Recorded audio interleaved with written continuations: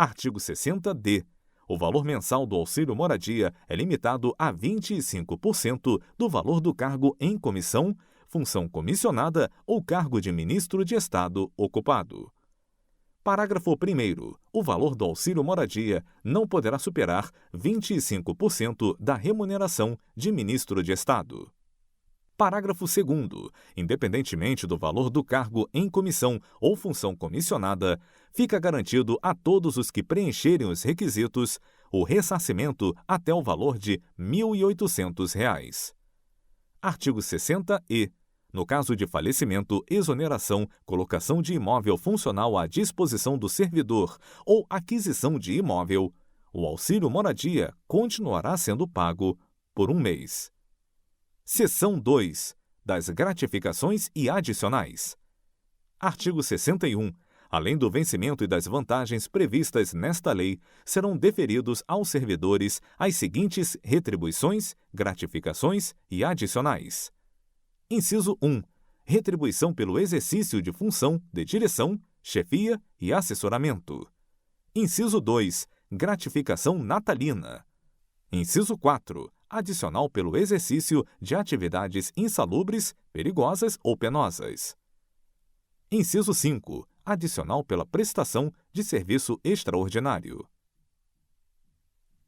Inciso 6. Adicional noturno. Inciso 7. Adicional de férias.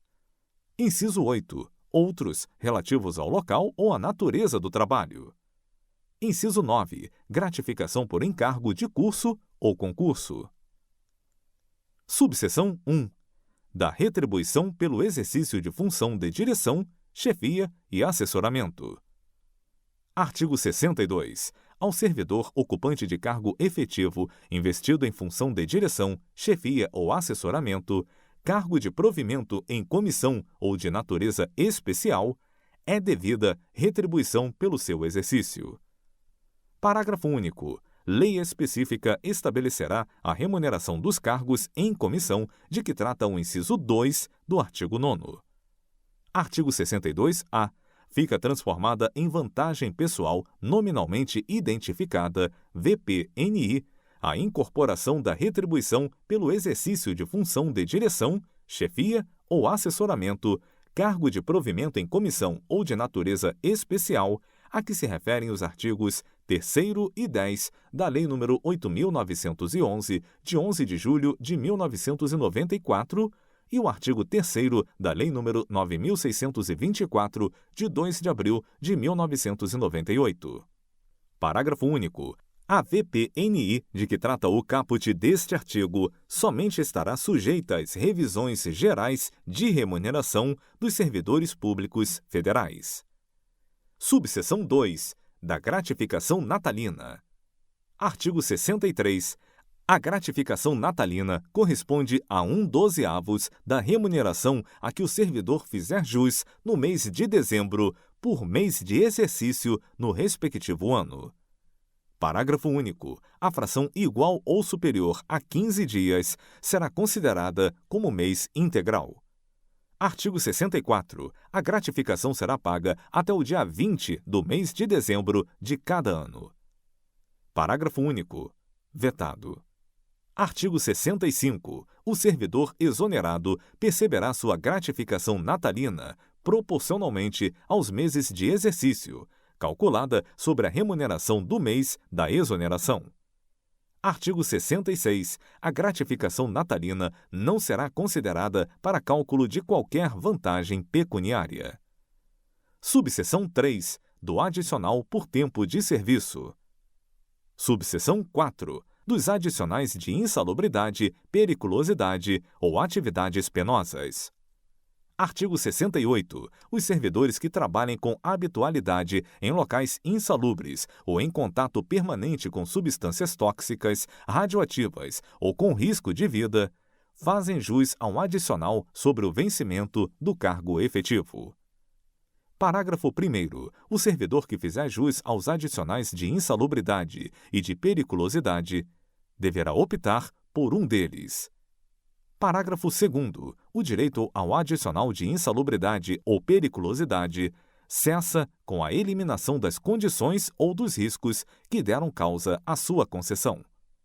Artigo 69. Haverá permanente controle da atividade de servidores em operações ou locais considerados penosos, insalubres ou perigosos. Parágrafo único. A servidora gestante ou lactante será afastada, enquanto durar a gestação e a lactação, das operações e locais previstos neste artigo, exercendo suas atividades em local salubre e em serviço não penoso e não perigoso.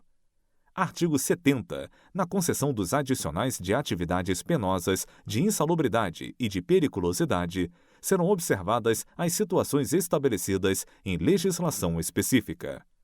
Artigo 71.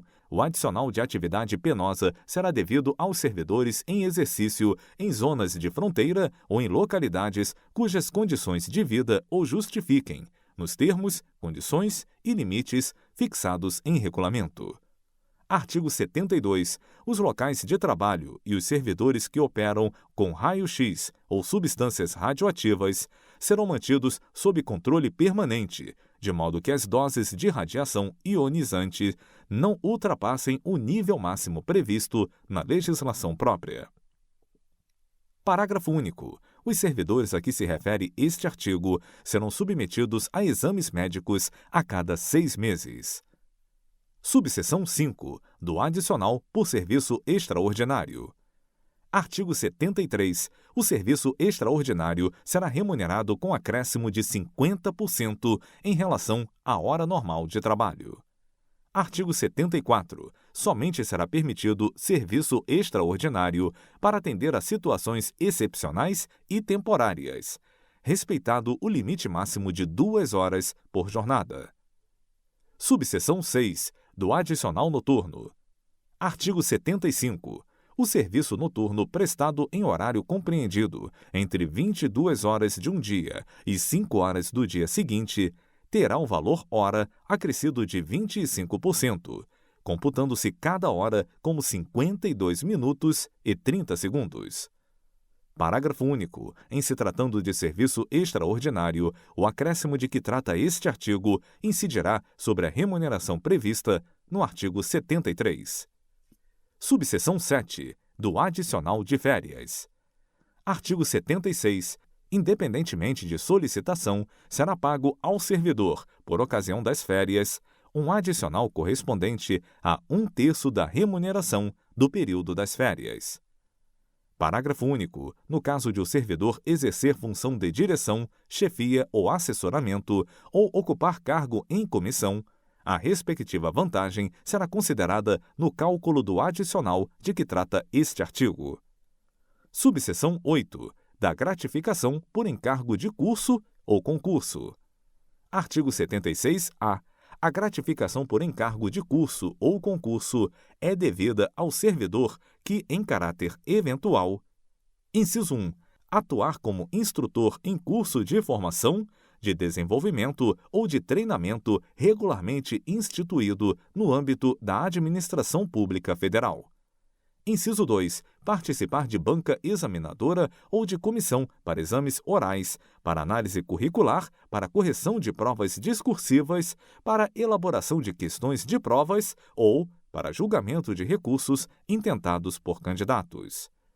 Inciso 3. Participar da logística de preparação e de realização de concurso público, envolvendo atividades de planejamento, coordenação, supervisão, execução e avaliação de resultado, quando tais atividades não estiverem incluídas entre as suas atribuições permanentes. Inciso 4. Participar da aplicação, fiscalizar ou avaliar provas de exame vestibular ou de concurso público ou supervisionar essas atividades. Parágrafo 1º. Os critérios de concessão e os limites da gratificação de que trata este artigo serão fixados em regulamento, observados os seguintes parâmetros. Inciso 1. O valor da gratificação será calculado em horas, observadas a natureza e a complexidade da atividade exercida. Inciso 2. A retribuição não poderá ser superior ao equivalente a 120 horas de trabalhos anuais, ressalvada situação de excepcionalidade, devidamente justificada e previamente aprovada pela autoridade máxima do órgão ou entidade, que poderá autorizar o acréscimo de até 120 horas de trabalhos anuais. Inciso 3. O valor máximo da hora trabalhada corresponderá aos seguintes percentuais, incidentes sobre o maior vencimento básico da Administração Pública Federal. Alínea A. 2,2% em se tratando de atividades previstas nos incisos 1 e 2 do caput deste artigo. Alínea B. 1,2% em se tratando de atividade prevista nos incisos 3 e 4 do caput deste artigo. Parágrafo 2º. A gratificação por encargo de curso ou concurso somente será paga se as atividades referidas nos incisos do caput deste artigo forem exercidas sem prejuízo das atribuições do cargo de que o servidor for titular, devendo ser objeto de compensação de carga horária quando desempenhadas durante a jornada de trabalho, na forma do parágrafo 4º do artigo 98 desta lei. Parágrafo 3º. A gratificação por encargo de curso ou concurso não se incorpora ao vencimento ou salário do servidor para qualquer efeito e não poderá ser utilizada como base de cálculo para quaisquer outras vantagens, inclusive para fins de cálculo dos proventos da aposentadoria e das pensões.